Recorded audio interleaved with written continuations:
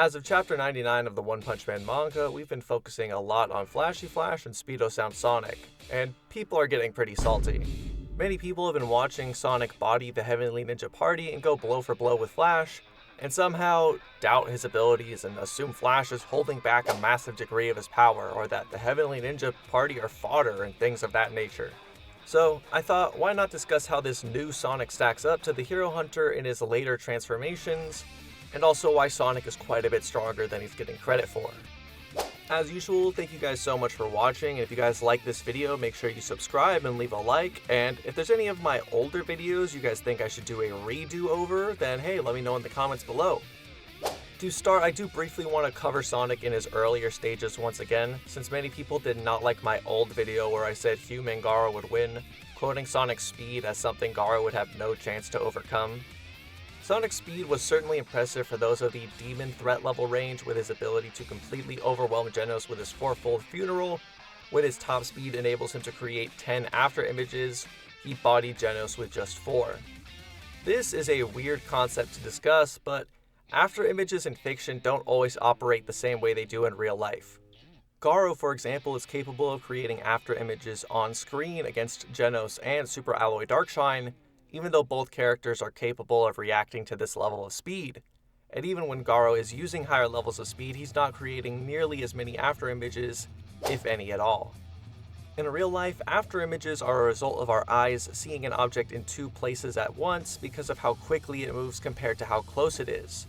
That's why me swinging my hand around in front of my face really fast can make a blur or an after image, but a plane thousands of feet in the air looks almost motionless despite moving between 500 and 600 miles per hour. After images in One Punch Man seems to fall more under the Dragon Ball style, where you can kinda just make after images if you feel like it, even if you're fighting someone far faster than you. It doesn't mean you are far above them in terms of speed. Sonic notes that he achieved the Four Shadows funeral through a special movement technique rather than pure speed, and when Genos is analyzing the technique, he comments on how it's impossible to read his movements, not that it's impossible to see him. I think the nail in the coffin for me is the fact that Sonic is capable of making 9 after images in his fight with Flash, yet his kicks are too slow to hit Flash right after, when he should be blitzing him. What this means is that Sonic's base speed alone is not enough to overwhelm Genos, but with techniques he's capable of surpassing him and becoming unpredictable.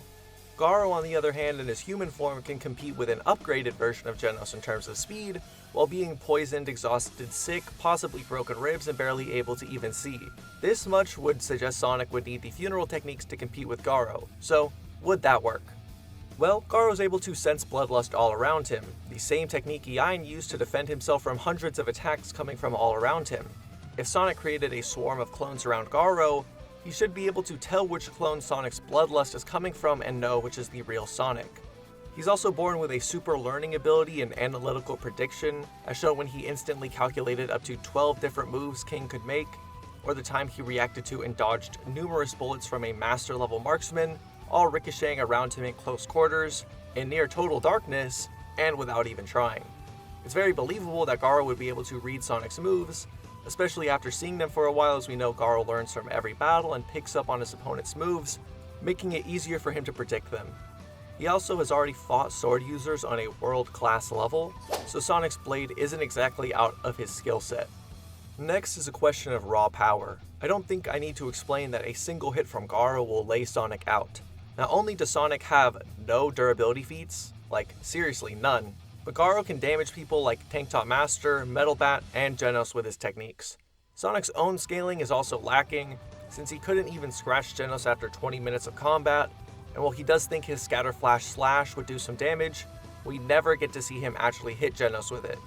Compare that to Garou, who once again can take attacks from people like Tank Top Master, Genos, and base form Silverfang, and keep going or actually get even stronger most of the time. So if human Garou and Sonic from back then fought, Garou would take his attacks with minor damage, predict and counter his fighting style, and one-shot him. I stand by what I said in that last video. Since then, Garou has completed his journey, developing through numerous transformations, and Sonic has continued his training and gotten much stronger. I'm going to discuss Sonic first, just because he's the more contentious one, as I already said, many people not believing he's actually on par with Flash and that he's some sub-Darkshine level threat. When Flash and Sonic see each other, they both get memories of the past, paired alongside the return of Galewind and Hellfire Flame, who have apparently gotten stronger through training, and say this time it'll be different. Seeing as they are no longer considered monsters and fully human again, and think they can defeat Flash this time around, they clearly need to be even stronger than before, yet Flash can body them with zero difficulty, and they think he's gotten stronger. At the time, Gale and Hellfire were strong enough to seriously pressure Flash, drawing blood from the hero with their attacks, and Flash saying that any other hero would have lost to their speed, but here Flash basically beats them with 2 punches. The Heavenly Ninja Party then appear, a gathering of ninja that think Wind and Flame are clowns and low-level lackeys that are only good for distractions. Even Sonic could tell just by looking at them each member of the party were skilled when he thought the others were small fry. On the other side of the story, Flash is confronted with the overwhelming power of a cosmic Garou-amped ninja leader known as Empty Void, and his power to contend with Blast, the #1 hero. Sonic invites Flash to their childhood training ground, and Flash believes Sonic called him here to end things with no regrets, where Flash resolves to kill Sonic so he can be the one to be with Sonic in his last moments. He is trying to end Sonic's life because he views it as a form of mercy. The two begin to fight. They clash swords, match each other's kicks, dodge each other, and so on. Flash goes for his flashy kicks, the same move that stunned Wind and Flame in their monster forms before, and Sonic instantly gets back up and launches his own attack while laughing it off like he's having fun. Eventually, Flash is forced to use the flashy fist and calls Sonic strong for even pushing him this far, but he's even more surprised when Sonic gets back up almost completely unharmed. During the entire battle, Flash has this extremely serious and even pissed off expression on his face, while Sonic seems to be having fun and is smiling the entire time. They then defeat the entirely Heavenly Ninja Party with total ease, and Sonic reveals he was never trying to kill Flash at all. In fact, he was testing him. The fact Sonic could match a bloodlusted Flash who used 2 ultimate moves while he's being somewhat playful and not trying to kill him doesn't point to Flash holding back, and if anything, it might mean Sonic was holding back. And he could be a little stronger.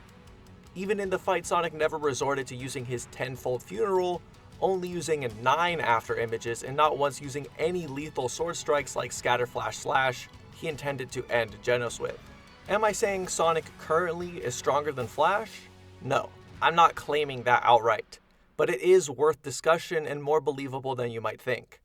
Hopefully I've now erased any stray thoughts that Sonic is somehow way weaker than Flash, and we've established the two are at least near evenly matched. Both are far stronger than Flash during the Monster Association arc, stronger than when he fought monsterized Garou. We can start talking about if this new Sonic can compete with this version of Garou, and yeah, he can. In fact, he's probably stronger. The fact Flash did as good as he did without his sword, Sonic would be way stronger than back then, but also wielding his full arsenal including his sword, kunai, and exploding shuriken. Remember, the Heavenly Ninja Party are probably stronger than Flash was back then, but Sonic can no-diff numerous members at the same time, and he's way faster and stronger than this version of Garou. To give Garou credit, I think Sonic would have a hard time doing serious damage to Garou, since even after the entire battle with Flash and Platinum S, Garou didn't have a single injury. Garou could also finish Sonic off if he uses the Sky Aura Ripping Fist, the technique that defeated Bang, as a single attack is strong enough to create Elder Centipede level shockwaves, but again, that's if Garou can hit him. Honestly, I think Sonic would exercise his ninja techniques and superior speed, and pull off a narrow dub against this version of Garou.